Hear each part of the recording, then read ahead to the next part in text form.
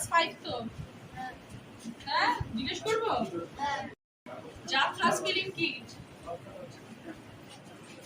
যাত্রা বানান কি কি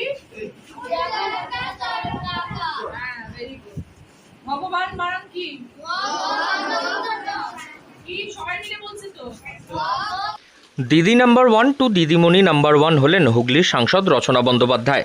ক্লাসে গিয়ে পড়া ধরলেন বাচ্চাদের। বৃহস্পতিবার পান্ডুয়ার খন্নান প্রাথমিক স্কুল পরিদর্শন করেন সাংসদ রচনা বন্দ্যোপাধ্যায়। ক্লাস 5-এর ঘরে ঢুকে দেখেন বাংলা পড়াচ্ছেন মাস্টারমশাই। নিজেই তারপর বই হাতে তুলে নেন দিদি নাম্বার 1।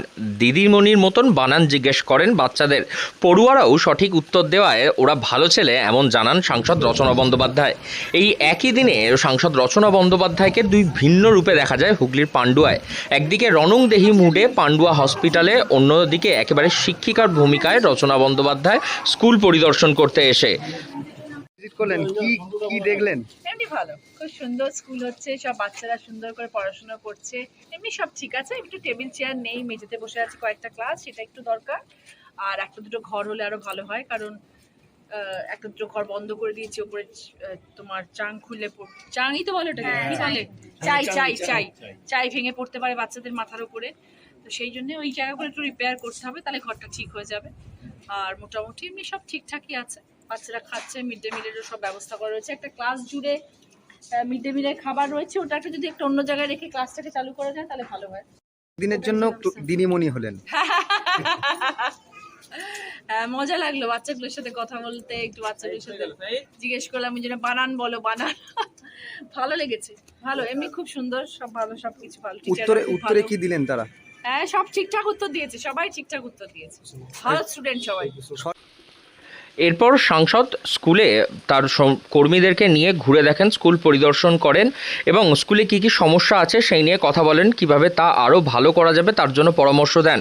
রচনা বলেন কয়েকটা ঘরের ছাদের চাঙড় ভেঙে পড়ছে, সেগুলো সারাতে হবে।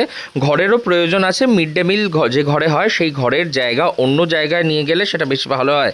তিনি আরও জানান যে সরকারি স্কুলে ভালো পড়াশোনা হয় এবং ইংরেজি শিক্ষাও সেখানে দেওয়া হয়, সেটা যাতে আরও ভালোভাবে হয় সেটার দিকেই দেখা উচিত। ক্লাস 5 পর্যন্ত সেটা ভালোভাবে করতে পারলে তারা স্কুল ছুট হবে না, পড়াশোনা ছেড়ে অন্য কাজে যুক্ত হবে না, বরং বড় স্কুলে গিয়ে এবং আগামীতে তাদের ভবিষ্যৎ আরো উজ্জ্বল হবে, এমনই জানান হুগলির সাংসদ রচনা বন্দ্যোপাধ্যায়। সরকারি স্কুলেও তো ইংরেজি পড়ানো হয়, এরকম তো নয় যে সরকারি স্কুলে ইংরেজি পড়ানো হয় না। বিশ্বাস রাখতে হবে এবং সরকারি স্কুলে যাতে বাচ্চা পাস করতে পারে, ইংরেজিতেও ভালো মার্কস পেয়ে, সেটাও নিশ্চয়ই হবে, কেন হবে না।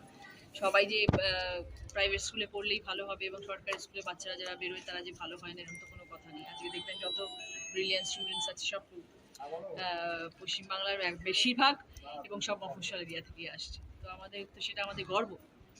তো সেই জন্য এইসব স্কুলের পেছনেও আমাদের সবসময় থাকা উচিত, সাপোর্ট করা উচিত, যাতে ক্লাস 5 অবধি হোক, কিন্তু ক্লাস 5 অবধি যেন ওদের এমনভাবে আমরা তৈরি করতে পারি যাতে ক্লাস 5-এর পর তারা মডেল স্কুলে 6-এ গিয়ে অ্যাডমিশন নেয়, তারা নাকি সব ছেড়ে ছুড়ে অন্য কাজে চলে যায়, সেটা আমাদের দেখার দায়িত্ব। বাংলার দিদি নাম্বার 1 পান্ডুয়ার স্কুলে বই হাতে একেবারে ভিন্ন রূপে দিদিমণিতে, তবে দিদিমণি হয়ে তার যে ভালো লেগেছে সে কথা জানিয়েছেন খোদ রচনা বন্দ্যোপাধ্যায়।